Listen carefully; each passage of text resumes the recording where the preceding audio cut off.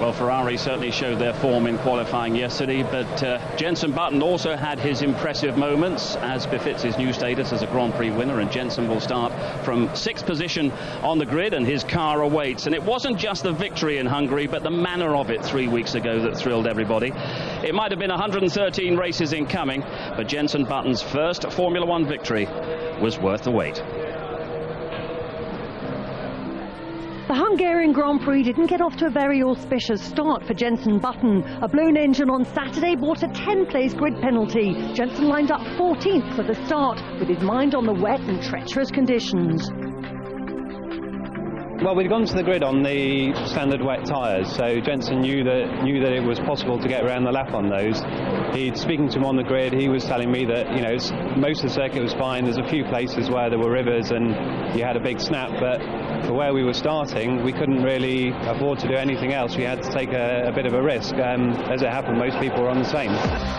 Button's pace was blistering in the opening laps. He picked off the opposition one by one, climbing from 14th to 4th by the end of lap 7. Every lap he was getting another car into turn 1, and you are impressed sitting and watching things like that. Time for the first scheduled pit stop and time to start making decisions. Should he stop twice more or just the once? We thought, well, it might rain for quite a long time, so we went for a 2-stop, which gives you a bit more flexibility, and hopefully, well, what we were hoping for then was we could stay on the same set of tyres until it got to dry and then just do the one extra stop. Lap 26, the safety car comes out. There's a flurry of activity in the pits. Button's the only key player who stays out to maintain track position.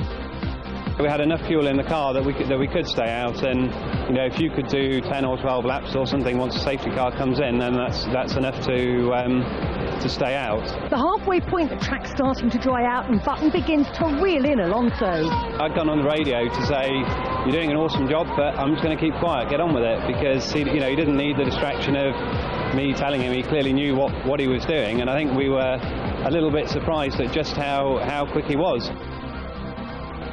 We knew that on very scrubbed tyres you could do quick lap times.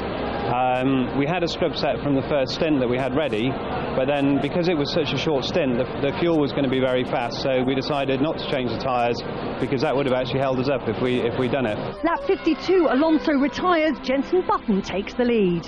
As the race went on, you suddenly thought, hang on a minute, we're right in the mix to win this. And I think that sort of dawned on people, and it, you knew what options you had at various times, but it was one of those races where, for us, unless we made every call right, we wouldn't have been in that position at the end.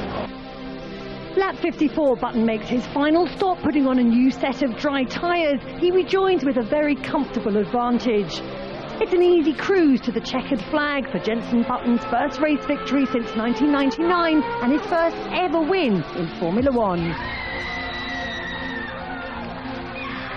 I think your first win is something that stays with you forever.